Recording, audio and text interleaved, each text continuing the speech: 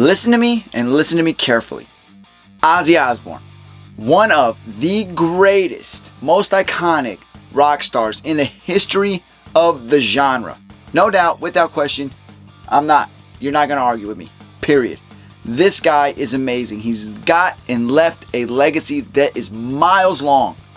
No doubt. If you were to be writing a book and the main character was meant to personify a rock star, this is what you would do. Copy, paste, Ozzy, you're set.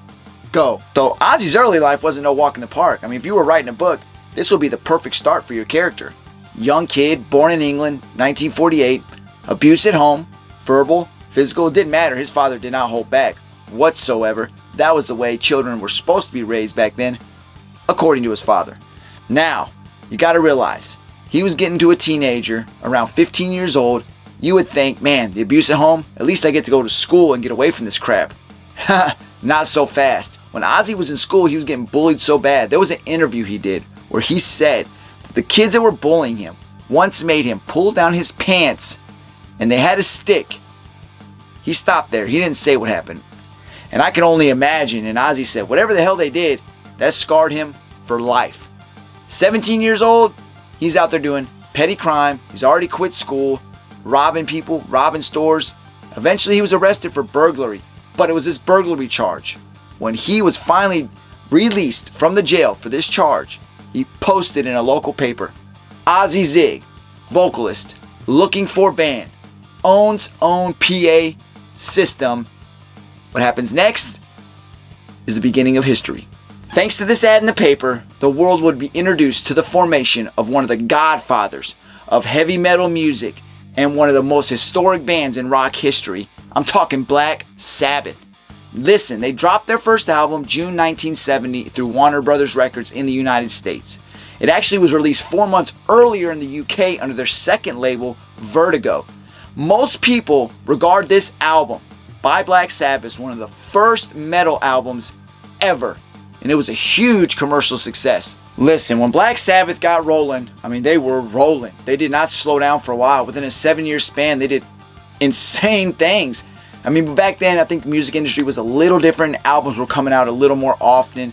Nowadays, it's not even much about albums. It's more about what can you get on Spotify and what one hit can you make that just explodes. Nothing wrong with that.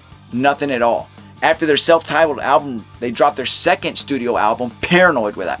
Has to be the greatest album of all time by Black Sabbath. It had two of the greatest rock songs ever, Iron Man and War Pigs. Then in 1971, they followed it up with Master of Reality. 1972, they followed that up with Black Sabbath Volume 4. You know what they followed that up with? 3 more studio albums, Sabbath, Bloody Sabbath, Sabotage, and Total Ecstasy. Hot band, not slowing down, but they were about to slow down because things were about to get a little rocky. So 7 studio albums within a less than 8-year span is not bad for any band. That is actually insane and completely out of the ordinary in today's world.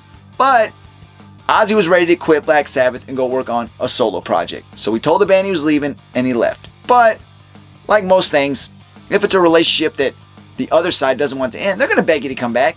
And that's what they did with Ozzy. They begged him to come back before he even got his solo career started. So he did come back, and they got right in the studio to work on their 8th studio album, Never Say Die. The album dropped. It's just another good Sabbath album, especially for the fans. So they went out to do what all bands do when they drop an album. They went on tour to promote it. They went on tour, and they got a young, hot band at the time who was just catching fire themselves called Van Halen. You ever heard of them? Of course you have. They were the opening act for Sabbath on this tour. Now, Sabbath was getting criticism from a lot of different directions. One, they said that they, especially Ozzy, just didn't look too into the performances.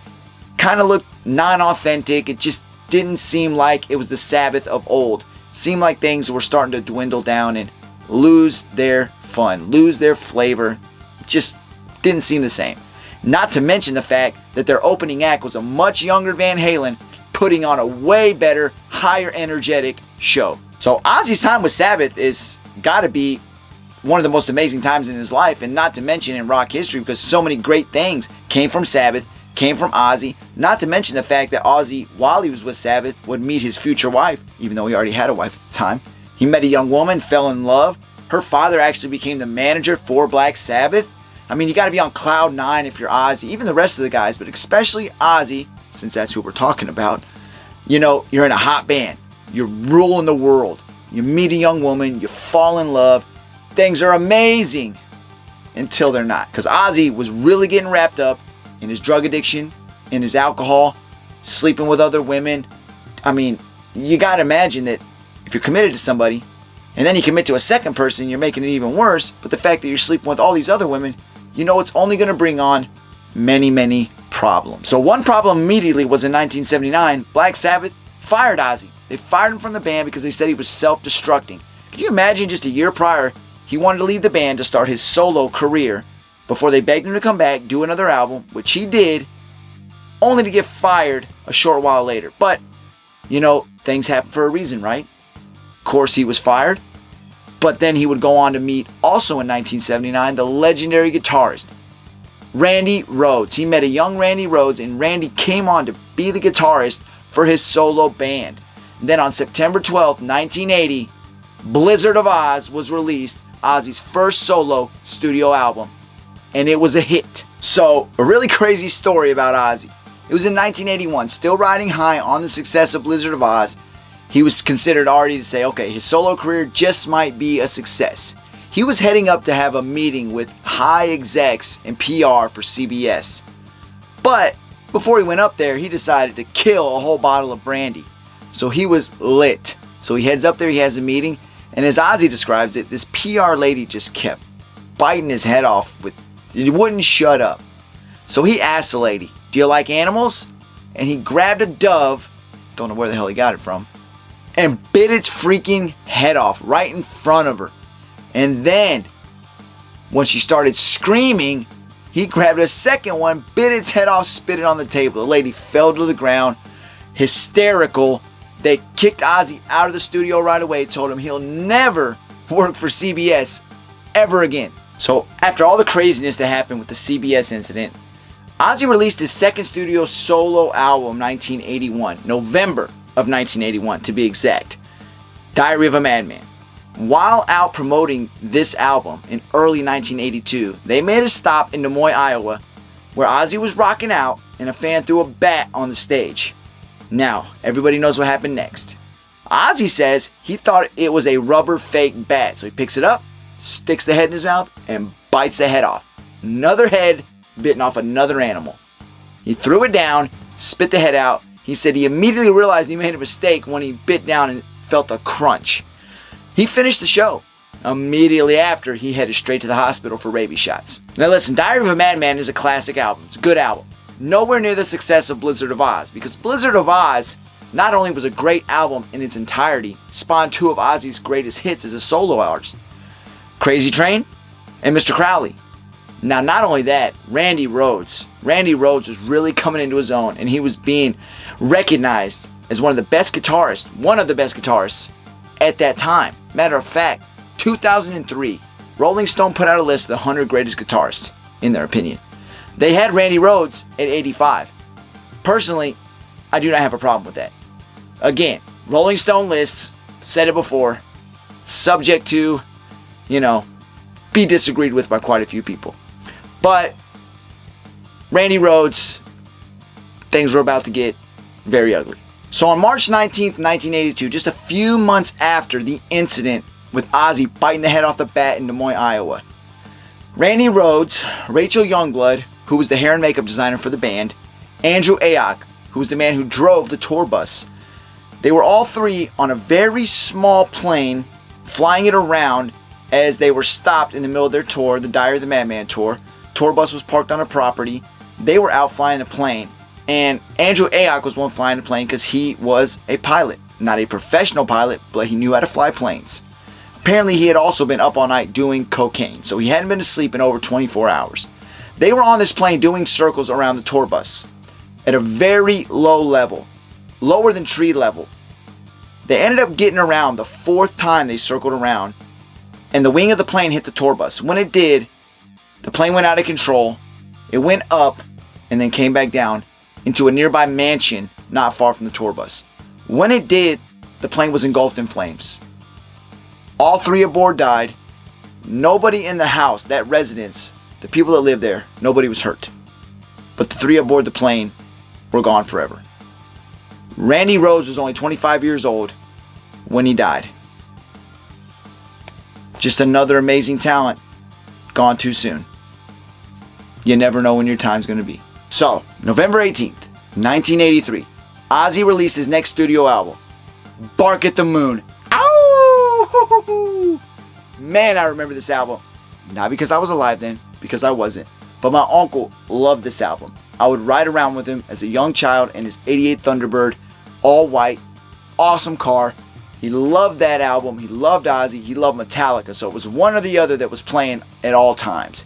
Now, it almost just seems unreal the amount of success he was getting to in his solo career. But to think that he'd already reached a huge amount of success with Black Sabbath, it's just unreal, and to some so unfair, because there's people, musicians, that would sell their soul to reach the amount of success he reached with either one in a lifetime.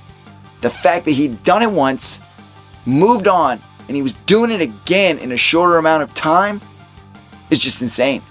Insane. And guess what? He wasn't even done yet. You know, though Ozzy wasn't done climbing the ladder of success, he also wasn't done with his substance abuse issues, his alcohol issues, and his reckless ways. And he was getting it from every which way. In fact, it was around this time also there was two families, separate families. They were trying to sue Ozzy for the deaths of their children. They said, both families said similar things. They said that their kids were just normal, perfect kids, nothing wrong, no problems. That was until they listened to the Blizzard of Oz album. They said that's what caused their kids to kill themselves. Now, obviously, Ozzy sympathized with the families, but I mean, it's his form of art. It's his life's work. That's what he does. He's a musician, and he can express himself however he wants. Now, the fact that children were lost is just, I can't wrap my head around that. Having children, to think that you could lose your children, it really is sad. But to try to blame a musician for the music they make just because you don't like it, or you may think it's expressed in a very negative light, when you really don't know what the artist's lyrics are about. And the songs in question, he said, was not about nothing other than struggling with substance and alcohol abuse. But in the end, the courts threw out the case, dismissed it, and nothing was granted to the families. Again, sad for the families, but the judge said, music cannot be the cause of somebody dying. Plain and simple. And that was the end of that. Ozzy would go on to release 2 more albums in the 80s, but something he did in 1996 was absolutely groundbreaking. October 25th of that year, we would get the very first Ozzfest. Ozzfest was an awesome compilation tour. Many bands, awesome bands played there over the years. Some bands even got their humble starts by being on an Ozzfest set. It was amazing. Ozzfest would give me my one and only time of seeing Ozzy Osbourne live. And I'll tell you right now, I loved it. That year, 2002, when I got to go to that show, so many great bands, it was an all-day thing. It reminded me of going to the Warped Tour to an extent. I went to the Vans Warped Tour every year. It was in Houston from when I was in junior high through high school. Loved the Vans Warped Tour. Loved the artists that played there. It was an awesome atmosphere. Ozzfest, it reminded me of that to the extent that it was just a bunch of people outside, hot as hell, having a blast, listening to music, just loving it. It was a camaraderie and a bond when you're at places like that with the people that love the type of music that you're there to listen to as well. But man, I remember that year. I never seen 2 guys do so well at just putting on great performances, and you could easily tell they were doing something that they loved. That was when I got to see Ozzy close it out, but Rob Zombie right before Ozzy. Those 2 guys, man, I had a whole new respect for both of them after seeing them live. Ozzfest ran from 96 all the way to 2010. 2009 being the one outlier. There was no Ozzfest in 09. But all those other years, man, Ozzfest was a staple, and it was something to look forward to every year. Look, Ozzy's still married to his wife Sharon, and that whole thing started out with possible controversy ahead for them when he was married to another woman when he met her. They got together, and obviously, I'm sure it was all fun at first. It always is. But somewhere down the line, you get used to each other, you have kids together, you're more comfortable with each other, you become more of yourself with people like that. So eventually, the true colors always show. That's when you find out if you're really meant to be together. Now, clearly, after all these years, maybe they think they are meant to be together. You don't stick with somebody that long if you're miserable. But that's not to say there wasn't misery, a lot of misery along the way. Because there was an issue in 1989. Ozzy was drunk as a skunk, lit out of his mind. God knows what he had in his system. But he approached Sharon and said the words, we've decided, you must die. Before she could even think, Ozzy's hands were around her throat, choking her. Thank God somebody else was in the room and they were able to break that whole thing up. But cops were called, Ozzy went to jail. It wasn't until he woke up in a cell asking the guard why the hell he was there, and the guard explained to him what he did to his wife before he realized, you know what? I might need to get some help. And he did seek help. Look, it is no secret that Ozzy has done a ton of drugs, drank a ton of alcohol. It's to the point where even doctors have told him they don't know how he is alive. It really makes you think, because there's so many rock stars, even other actors, famous athletes, different people that have gotten to drugs so bad to where they didn't even make it to the age of 30. If they did, they didn't make it far beyond that. But then I think of people like Keith Richards. The guy's done an abundance of drugs, ton of alcohol, throughout his life, throughout his career. He's still alive and kicking today and still rocking out. Nikki Sixx, Motley Crue. The dude was a huge heroin addict, and that wasn't the only thing he did, but that was his drug of choice. But he did tons of other things. Even overdosed and died for a short amount of time before they resuscitated him and bring him back to life. Yet, he got over that hump. He's still alive today. Still kicking butt. Same thing with Ozzy. I guess it's just the old cliche. If it's not your time, it's not your time. I don't know if y'all remember, but the Osbournes. It was a show on MTV, and Ozzy and his family were on that. He had another daughter that didn't appear on the show, but him and his wife and their 2 kids, they went on this reality show. They did it. It was, you got a different side of Ozzy. From the early 2000s to the early 2010s. And thanks to that show, a lot of people got to see Ozzy. They didn't really know him by his music. You may have known the name, but they got a different side of Ozzy, so they got to know him that way. But it always seemed like his speech was off. You couldn't understand what he was saying. He was muttering half the time. And naturally, what are you going to associate that with? His heavy drug use over the years? His alcoholism? Yes, naturally I would too. But come to find out, Ozzy was actually on a very high pill regimen daily. It almost exceeded 40 pills daily. Tranquilizers, antipsychotics, and tons of other pills. Those are really what contributed to his speech pattern at those times. A lot of people didn't realize that. But there was a point where, his family was concerned. There was a point where he wrecked a 4-wheeler one time. It rolled on top of him and it nearly killed him. That he said, you know what? This doctor that's prescribed me all these pills, he's got to go. So look, as we stand here today and I'm talking to you, Ozzy Osbourne is 74 years old. Still alive, still kicking. Everything he's done over the years, it's just insane. The guy has given us so much. So much he's given us. He's given the world. He's literally given us his all. There's nothing more that this guy deserves than to just relax, enjoy his family for the rest of his life. I really wanted to make this video now as opposed to that day when Ozzy's no longer with us. You don't want to make that video about somebody after they're gone from this world. But sometimes that's the case. That may happen on this channel, may happen on other channels. Sometimes that video needs to be made. Sometimes you don't know who's going to go. So naturally, myself in the music business, I'm making videos on interesting people, interesting topics that pertain to the music industry. I don't know who's going to pass away tomorrow. I may want to make a video on them in 2 weeks and they're gone tomorrow. So naturally that video is going to obviously have their death in it. I don't want that for Ozzy, and unfortunately we're all going to meet that day where we meet our maker.